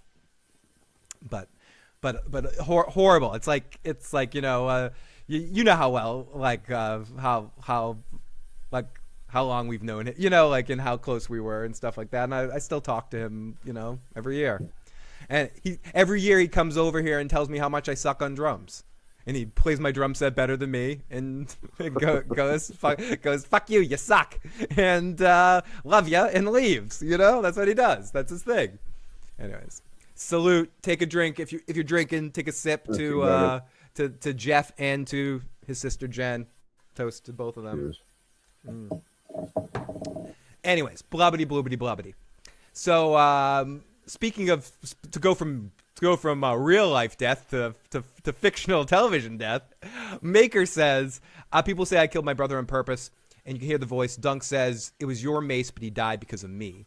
Maker says they'll say the same things to you. They'll whisper. Yep. You'll hear the whispers too. Yeah, this king now is new. The new king sucks. This guy sucks. This guy was a fool. This guy's Baylor would have been bad. Baylor would have been better. And it's all because of Dunk. Yeah, it's all because of a shitty fucking hedge knight. A fucking shitty fucking hedge knight and his brother who wanted to be king instead of him, maybe. Or whatever. Yep. It's all gonna be talked about like Targaryen bullshit. And he transitions to say, my son loves you. My son's a wild card, a crazy person. No, he's not. He's a good boy. He won't, just needs but he won't serve anybody else. Well, so he's a good boy. Will you come, Sir Dunk? Will you come all over me? No, will you come train at Summer Hall and I will complete your training because you're pretty good, but you need to finish off your training. Sir Arlen taught you heart, but you need to learn how to fucking fight. And you can take Egg as your squire. And Dunk says, nope. No. I'm done with princes. and I'm gonna limp the fuck out. This dialogue really is so fucking good. It is, Daryl. It sent kind of like, it gave me goosebumps on the back of my head a little bit sometimes, like them interacting here. And even more so later in the Dunk and Egg scenes. We have 2 big Dunk and Egg scenes in this episode, a few minor moments, but 2 huge ones. It's coming up here in a second. This scene killed me. So Dunk walks out of here. He goes, and we see through this whole scene talking to Maker, Egg's listening the whole time. And Dunk says he's done with princes and he limps out. And Egg's right there. And he goes to Egg, were you spying? No. You in a lot of pain, sir? I can't, Egg. I'm sorry. And then Egg goes, maybe you're not the knight I thought you were. Guilt trip. Oh, Joe, if Dunk didn't feel that, I did. I felt it. I felt it. I feel it now. I actually didn't feel it. Yeah, I felt like giving him a good fucking clout in the ear. Don't you talk to me like that. Know your role, you little fuck. Little kid. You'll be not talking to me like that on the fucking road, you little shit. Yeah, we grew up in a weird time. You'd get the wooden spoon for that, right? You'd not like speak to your elders differently. But like back then, yeah, no, Dunk should have given him a little clout in the ear for that. Don't try to guilt trip me, you little fuck. Oh my goodness. I don't think you're the knight I thought I was. And one thing I want to mention, we talked about the amazing music in Game of Thrones and with the orchestration that from the theme song to everything, and I think it's perfect for what it is. Even in the bad seasons of Game of Thrones, some of the music is fucking incredible. House of the Dragon, same way. This show obviously has a different way it handles the music, and I love it. But it also, this whole moment, from the moment he's talking to Makor through the scene with Egg here, there's no music. It's silent, and it's just the dialogue. The whole beginning half of this episode, after the beginning part with Lionel Baratheon, is almost silent. And it really adds to the weight of the dialogue. When you show, and that's where this show, you mentioned computer generation or like effects or VFX or stuff like that. The show doesn't lean on. The show also doesn't lean on a lot of extra flair. Sometimes the moment calls for silence. Exactly. But not so many shows these days are afraid of doing just that. Shutting it all down, putting a camera on 2 actors, and letting the dialogue sell it. And they did that with a kid actor, and he sold it. And both of them sold. And that's a credit not just to the actor who plays Dunk, but it's good casting on their part for because kid actors can kill a scene. And this kid does not kill a scene. He kills it. He kills it, not kills it. I was going to say, to be fair, you could say that in order for that to be done, you have to have done an exceptional job with everything that comes before and building up what you're about to get, that it needs that moment, or that the characters are going to be able to hold on to you through that moment. But I honestly think that if you were to not know anything about any Game of Thrones or any of this particular story and just played this scene, it would work as a solo scene. Yeah, and that's actually a good point. You wouldn't need anything beforehand for these actors and this dialogue in this scene with all 3 of them. Joe, that's a good point. And I was going to say at some point today that I think that this is a show that I don't think anyone, I think people that have not seen Game of Thrones at all could turn on this show and watch it and enjoy it as just a show and have no knowledge of anything to do with, like, Nick. We're talking about Nick earlier. This is the first show where I would almost suggest to him to watch it, like, because he wouldn't have to keep track of shit. You know, he could just focus on the fun aspect of, especially with some of the shows he watches now. Like, he likes Stranger Things, or likes you know, like certain more fantasy stuff or sci-fi stuff. He's a little bit more of a flexibility for it, watching it with Crystal. So like a show like this, he has no knowledge of Game of Thrones, no knowledge of the lore, any of that stuff. I feel like this show you could just sell on the show. A simple thing about a knight rolling into it. That's a hedge knight, a poor guy. That's fake knight, not a real knight. But not whatever. That's beside. We'll get to that. That needs to make some money, goes to a tournament, gets into some shit, and ends up getting out of some shit, and some important people die. Like, you don't need to know who the Targaryens are. You don't need to know who the Baratheons are. You don't need to know who Egg is, other than know he's a rich kid that's pretending, like Prince and Pauper type shit. Like, you don't really need to have a Game of Thrones knowledge, and I like that about it a lot. I mean, I'd say the future stories are a little different because you get into Blackfire Rebellion stuff and some other stuff, but this story in particular, the Hedge Knight, is very entry friendly. Like, would you suggest this to non-Game of Thrones people as well, Absolutely. Joe? I have. I've suggested it to everybody. I don't care who you are. Watch the show. Yeah, it's just a good show. It's a good show.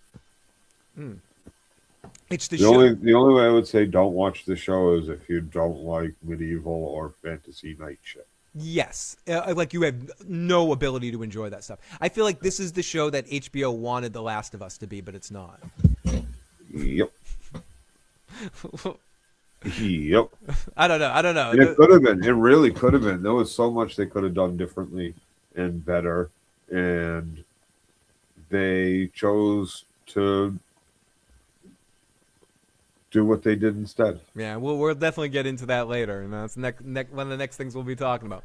As Dunk laments, we flash to Dunk with Arlen dying on a tree. This was one of my favorite scenes of the episode too. Great visual of the countryside, just unbelievably beautiful shot. Arlen tells him a story about putting the pennies in the tree, and you knew that was the tree that he buried him at, so you knew he was about to die. He's about to die. So he's about to finish his story about like putting the pennies in the tree, and he asks Arlen why he never knighted him. So we find out that he was lying the whole time. He was never actually knighted. And he says, do you feel like I would have left you or something? And then Arlen apparently dies without giving him an answer. Sir Dunk has a moment where you get all emotional. I got emotional for a second as he's like, oh my God, you're dead. You know, no, sir. And then Arlen wakes up and stares at the camera. It's just like, that's why you called it a penny tree. And that a true knight always finishes his story. It was such great editing, Joe, and comedic timing that whoever did that, whoever was in charge, whether it's the showrunner that called that or the director or the edit booth people, whoever did that was fucking perfect. Did he die immediately afterwards? I assume, or maybe he never woke up. Because they've set up in this show that he's seeing visions of Arlen throughout the situation. That could have just been an extra hallucination onto the actual moment that he really died. Like, he died in that moment, and then Dunk was projecting past things that he said onto that moment and remembering it. But I don't because we have been seeing visions of Arlen throughout. Exactly. So I don't care. And that's one of those things, like, the show has created enough real estate in my heart that I don't care. You know, it just worked. You know, it just fucking worked. I like, it was funny. Because it had me in an emotional moment, and it knew it had you gooey, and then it goosed you like, ha! That's some of my favorite entertainment. The stuff that has you in one direction and then pounds you in the other direction. Like, fucks you on your back and then flips you over and fucks you on your front. It's and then spins you on your head and like spins you like a dreidel on the top, like da da da da da da da da da, and then it dances around you. That's some of my favorite stuff. I really love Arlen, and I like how we got so much of him this season. He was not jokingly one of the greatest characters. Was the humor in the book written like a no and yes? Yeah. Yes, Yeah, a little bit. I'd say the show takes some liberties and adds a little bit of a modern potty humor at time aspect, but mixes it with some of the themes and elements. I I do think some of the themes are different in the show versus the book, but it's ultimately the same story. It's as faithful as seasons 1, 2, and 3 of Game of Thrones. Yeah. For sure. Either way, we know, but they added a lot. But what they've added works. It's almost like with the Cersei and Robert, or the added or the changes to the Ned and Jaime fight in seasons 1. They add things that generally work. You know, even the flashback. I know not everyone was feeling it, but for me, it worked, especially in the Arlen stuff, getting to see him more in action and see Dunk following him and all that. Like, I think they're doing a good job with adding stuff where it works. So we cut to the celebration for Beesbury and Harding. That was his name. As Dunk and Ray talk about how the bees are hanging out around the coffin of Beesbury, and they're looking like, what is this magic? And the Ray's new wife and baby mom. How do they do it? How do they get them? They put the queen inside. Oh, okay. And Dunk sees Daron, is that his name? The dude with the visions, and he goes and yells at him. He calls him a monster because he's there celebrating at their funeral.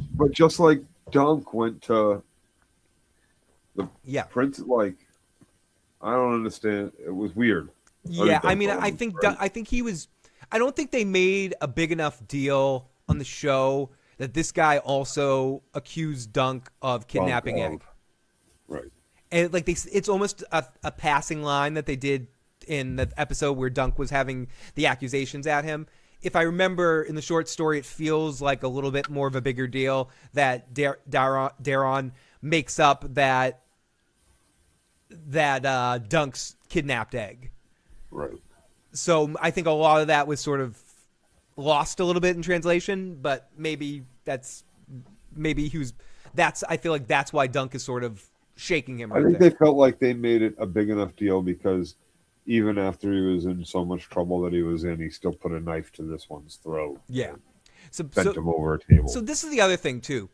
Everyone in Egg's family calls him a monster, but I don't feel like that's the Egg we've met so far. He seems like he's a monster because he's like, you know, doesn't want his brother to say he's going to cut his nuts off or something. Like, is that what everybody's calling Egg a monster? Yeah. Calls no. He calls Arion. But he says, please help Egg. And yeah, help so he doesn't become a monster. Dora. Okay. Yeah. I missed that. Everybody's calling Arion a monster, yeah. So he says he used to be a good guy though. He used to like fishing. He wasn't always a monster. So right, and Egg told him before, I like fishing. Girl Nettles says 5 is my favorite. I'm a freak that loved the flashback. I would say 3 and 6 are my favorite.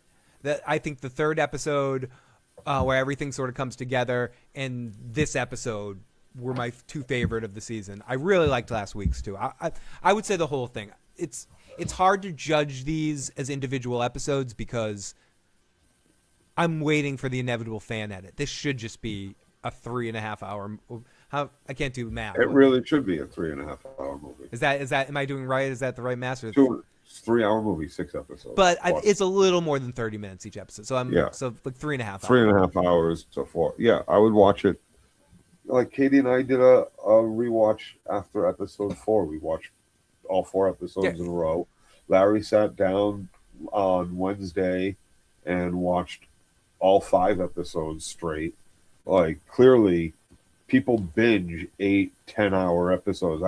Katie and I binged like the last 6 episodes of Righteous Gemstones yesterday. You know, like we watched season 1 the day before that.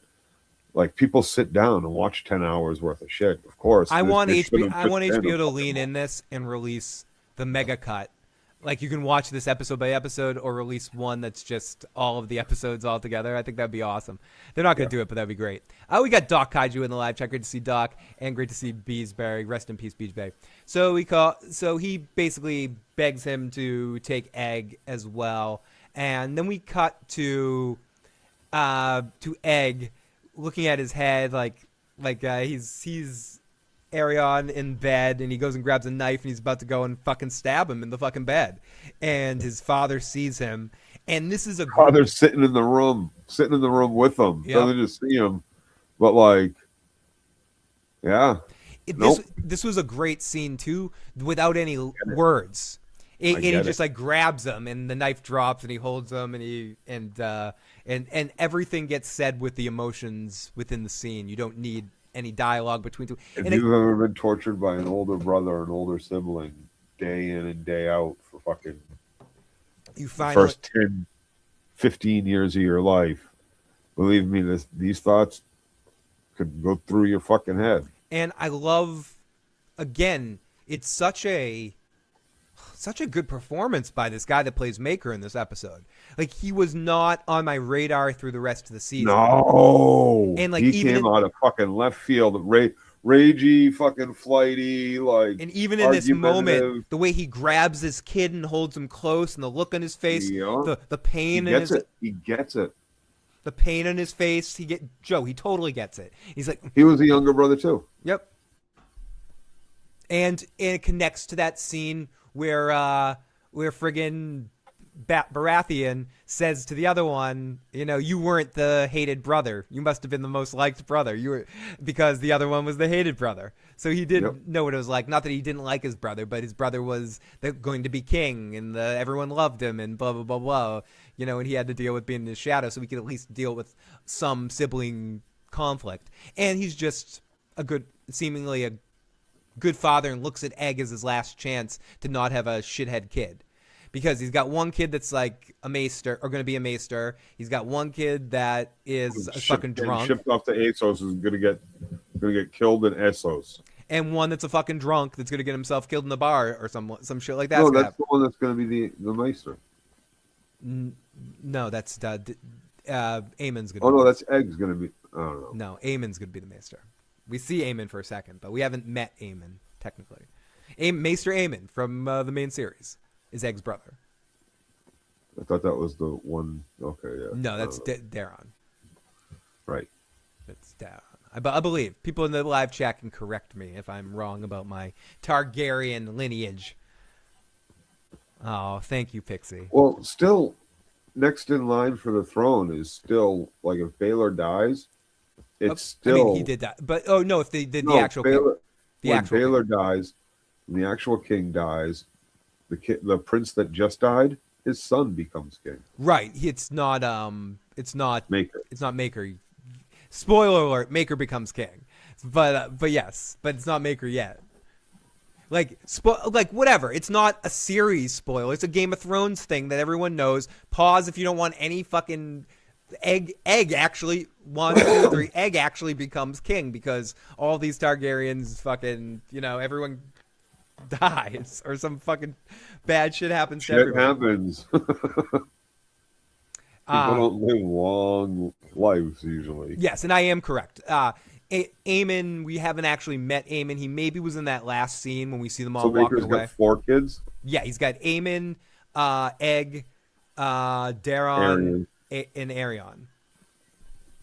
And yeah, the 4 of them. Yeah, and they've talked about Aemon a couple of times, and that's Maester Aemon from the Night's Watch. And we've met the other 2. Daron's the drunk that has dreams and visions, and Arion's the asshole that fought. You ruined it for Sonic. Yeah, Prince Valar. But thank you, Apulia. He's our next king.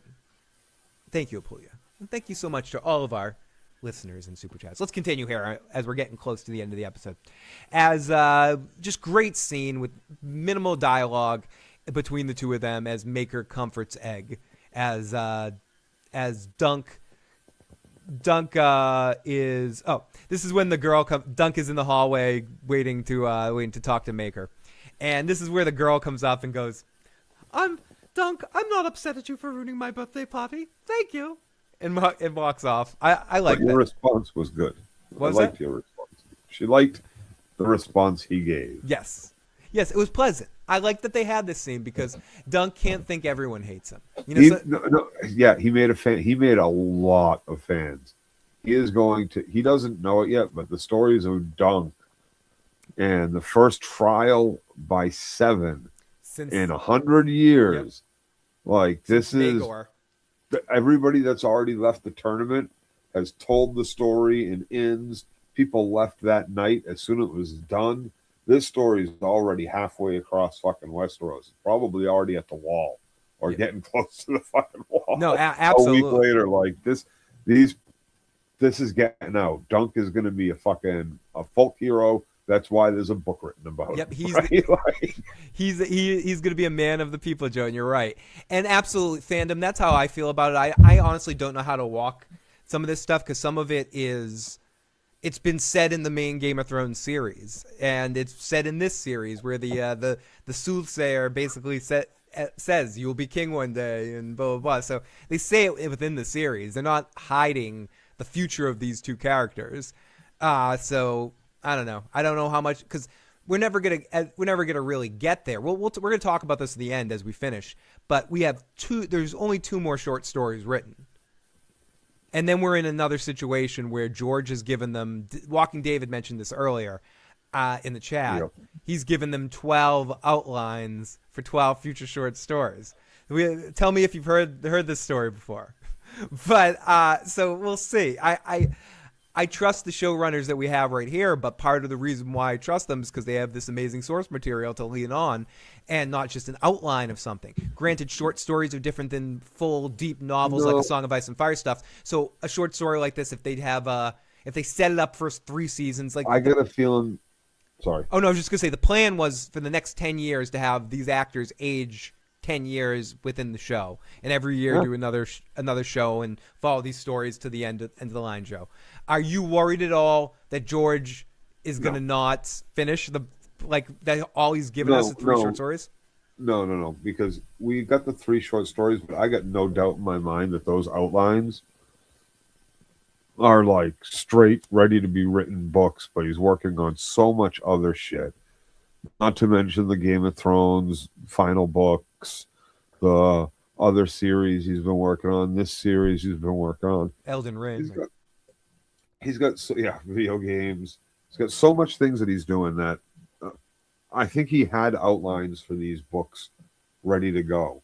Like as he's writing, he thinks, "Oh, this would have been good. I can't put that in this story, so I'm going to jot this down on notes for future chapters for future books." I don't want to jinx it, Joe, but it's enough of the outlines because they're short stories, because they're not as in depth, because it's tougher. The world is already built, right? You told so much of the history of Westeros in the first books that he doesn't have to go back to any of that shit unless he's telling new shit. So it's really a much freer form of writing for him. I'm with you, and also the short stories and those smaller stories are easier for beat reasons to create rather than a deeper, much multi-layered of like the main Song of Ice and Fire stuff, which it's just like, and someone said in the live chat, was it Daryl? Dan and Dave also wanted to rush it. If they actually do take their time here and have George as an advisor and don't shun him like House of the Dragon did and Dan and Dave did eventually, and they keep him as part of the production, he can help on the scripts. He can be more of a central focus in the production, and it becomes even less of a problem. So I do think, but we'll see. HBO hasn't showed a lot of longitude with series to kind of give them the room to do something like that. The only series I can think that is a 1-for-1 with what they want to do here would be something like Curb Your Enthusiasm. Like they let Larry do whatever he wanted forever, and they until the series ran out and kind of take their time and go over the course of 10 10 seasons over multiple years. And I think this show will probably need to do that. They'll probably have to wait at certain points to allow people to age or change things if people hit growth spurts or something. But I am excited that they're going to be planning to at least try to do these every year, Joe, because that's the important part. Yeah. Dan and Dave are gone, right? They're off to other pastures. Oh, yeah. This is nothing. Whether they're green or not, like HBO lucked out that George R. Martin didn't sour on HBO along with D&D, right? Like he stuck around for the House of Dragon remake. He stuck around for Dunk and Egg. I mean, this is all money in his pocket. They're willing to pay him for the other stories. Yeah, he's pitching many other series and that kind of stuff too. I think this guy, Ira Parker, I think that's his name, Ira Parker, that's doing this series, is more connected with George than Dan and Dave or Ryan Condal. Is that the guy's name from House of the Dragon? Are necessarily. I think both Dan and Dave and Ryan want to make their own ground, where this guy's really interested in having a partnership with George, it seems like. So we'll see how that goes long term. Holy shit, we got another super chat from the amazing Antoine Thomas in the live chat. What Olympics would Aegon have in common? That almost sounds like the beginning of a joke. That unlikely wins. Oh. I think George and HBO have learned from their lesson. If not, may the gods help them. That's my worry, David. I hope that they have learned and we're not into a Groundhog's Day situation where we're into another place where someone else is forced to listen to George or not listen to George and create a show that they want because they don't have the full story for George, so they give themselves too much freedom and they color outside the lines too much. Because I think partly what made this work was of the trueness to the adaptation is letting George do the heavy work of the drama elements and some of the dialogue choices. Anyways, I think we might owe Dan and Dave an apology. I think it's Bloodraven and the Three-Eyed Raven going back in time and changing things. I think we owe everyone an apology. I agree. So let's finish this episode off as Dunk says he'll take him on the. He says, "No, I've changed my mind. I'll take Egg, but it's better he stays away from castles and all this sort of shit." And Maker's like, "You mean stay away from his fucking family?" He's like, No. But he's gonna come with me. He's gonna sleep in stables, sleep under trees, occasionally nice places." And Maker's like, "No, my kid won't be a peasant. He's not gonna eat salted beef sticks and shit like that." And Dunk says, "Your other two kids are fucking idiots. Do you want this one to be an idiot too?" And Maker, again, Joe, this line read on this is fucking beautiful. "It's my last son." The way he says that one line, "It's my last son," I was just like, ooh. Emotion wall. Verklempt. To do another Mike Myers. I'm feeling verklempt. So we go to Ray, the best friend ever, as he's bringing Sweetfoot back. We already talked about this. Dunk he's like, take her to Storm's End, and Ray's gonna start the cider business. And Dunk gives Sweetfoot to Ray because she'll be happier on an apple grove with Ray. And it's a wonderful moment. It's beautiful here. As Dunk sits under the tree with flies buzzing, and he puts the with a beautiful stream behind him, and then he puts the penny in the tree for Arlen, and he's off as the music kicks in, the video game music kicks in for Kung Fu's next adventure, as he's like walking off to his next adventure. And here comes Egg, Joe. Sir Dunk, my father says I'm to serve you." He comes crashing through the hedges. Serve you? Serve me? Here's Chestnut. All right, you'll get on Chestnut. And if I ever see you on Thunder, I'll clout you in the air. Thank you, sir. That's what I'll do. And then Dunk says, "We're going to go check out the 7 kingdoms. No, sir, you're wrong. There's 9 kingdoms, not 7 kingdoms. 9. And I'm going to count them out and make you look like a fool because I'm Egg and I'm fucking awesome." And he counts them out, and Dunk's like, The Eastlands, the Westlands, the North, the South, there's Dawn, The ear, the fingers, Finger. but the fingers are part of the ear. Whatever, the Iron Islands, whatever. Like, and Dunk is like, here we go, 1 + 2 = 3, 1 + it's like the end of Clue. 1 + 3 + 3 = 2, 1 + 1 = 2 = 1 equals, you did it. As Dunk's like, no, and it looks like they might be going to Dorne, Joe. We might be doing something interesting in Dorne, as Egg says, I've never been to Dorne. As they're marching in the field, as Ghost Arlen's with them, as season ends with the as the music comes up and then the title comes up, A Knight of the Seven Kingdoms. But wait, it's not over yet. We've got a final scene with Targaryen time as Maker with all of his kids. They're leaving as they're looking around, and then almost like Alvin and the Chipmunks, Maker screams, Aegon, where's Aegon? As real music kicks in, as I forget, David said it earlier, 16 bumps, what do you get? Another thing over another day older and deeper in red. Something in cool and something cool. And that's the end of the episode, end of the season. Great season, great end of the series. And I can't wait for more of it. I'm glad we don't have to wait 2 fucking years for it. And they did it, Joe. They actually made the first attempt to make it better after making so many people upset at the end of the series of Game of Thrones. It was very difficult to do that, but they actually did it. They were successfully did it because they didn't try. In House of the Dragon, I like it a lot more than you do and a lot more than some people do. But what isn't good about it and isn't good about the second season is that they are shoving Game of Thrones lore down the stuff people didn't like.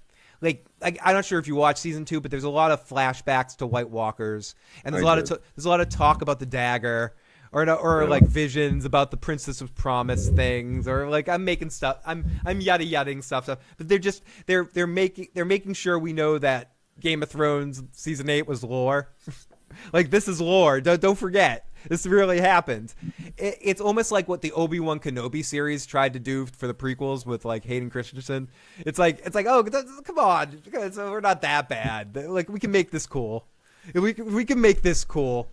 But what this series did was it has no reason to even give a shit about that. There was no dagger. They didn't show the dagger. We didn't have to deal with that goddamn fucking dagger. The way we didn't see it once. Not one. I don't care if they show it now. It's okay. We didn't see it in the first season. I'm fine. They didn't show that. You want to give me the member berries in future seasons? Fucking okay. But we didn't do the dagger in season 1. I'm a happy fucking camper, Joe. Like, that fucking tastes a bit nutty. Oh, I'm gonna play. We got one voicemail, Joe. Let's see if this works to play it from our buddy Antoine. Oh, wait, let me see if I can figure out speakerphone. It's probably not going to be loud enough. Night Seven Kingdoms was the most shortest season we ever got. Hopefully the next one will be much longer. But it's a pleasure. And of course, the closing ceremonies happen tonight, which is everybody's leaving Italy, or the Maya did it last night. 2 nights ago, but yeah, next Olympics is going to be in the French Alps. I wonder how that's. One thing I heard there, it was a little hard to hear, but we're dealing with like guerrilla radio tonight. Sorry about that technical difficulty. We can take voicemails, as you just saw. If you're brave, you can call in 781-990-8509. We're gonna be on for a few more minutes there.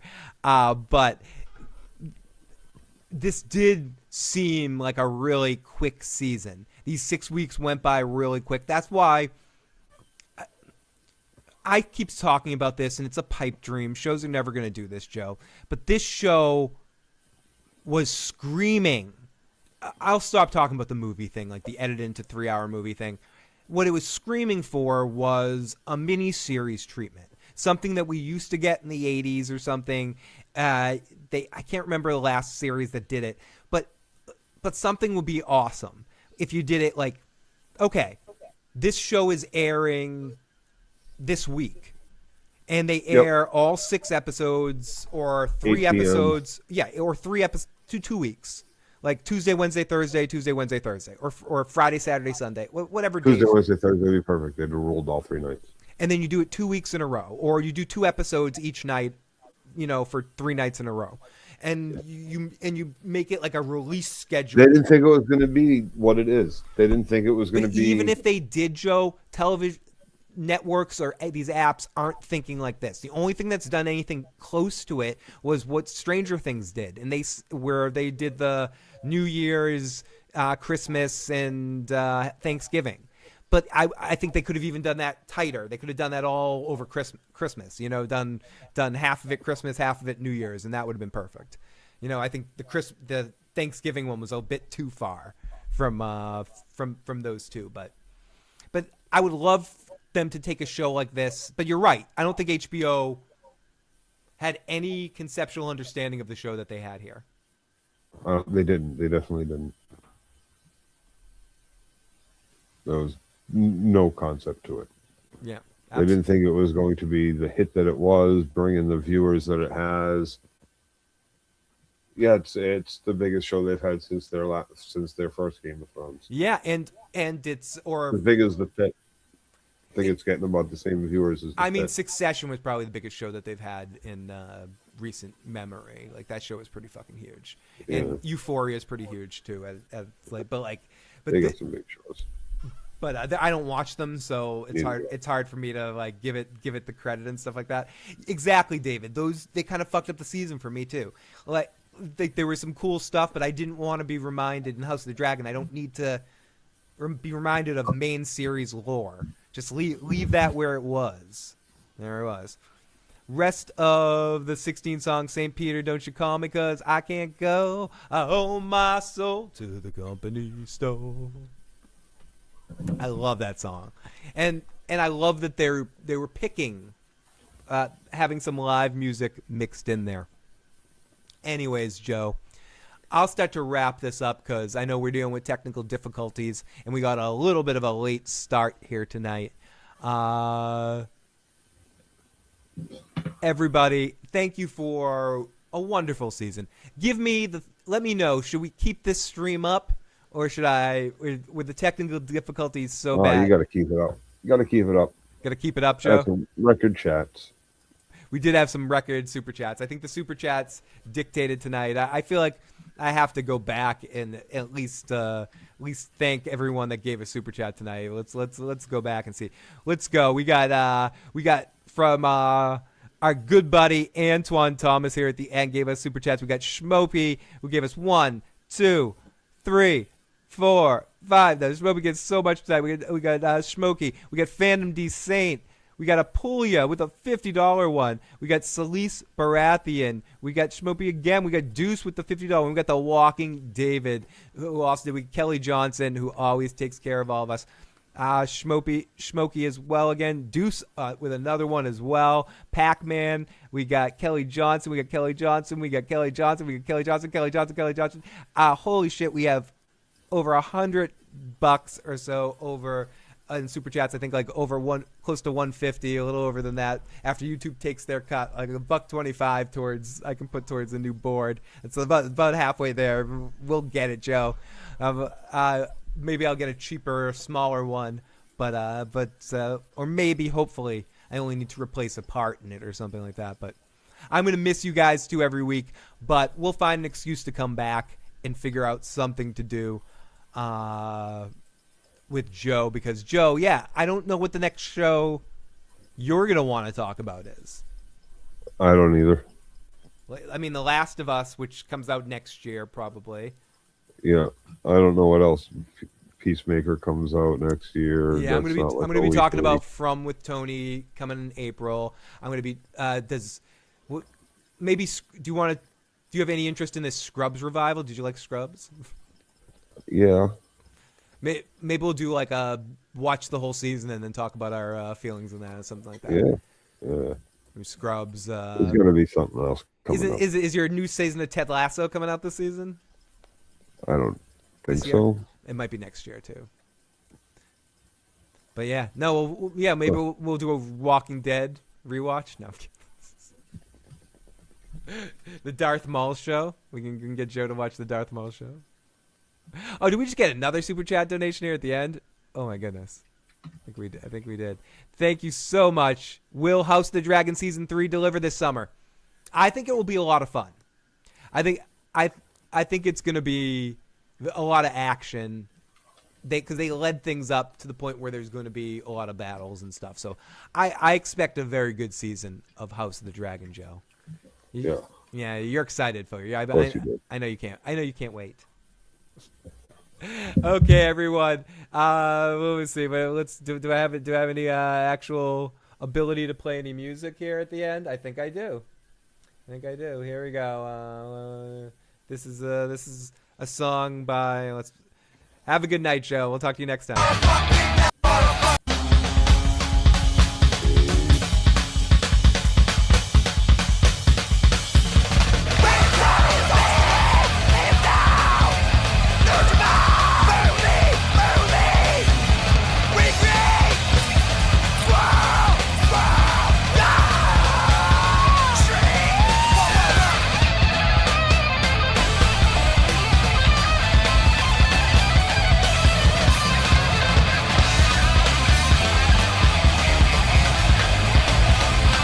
Oh, straight.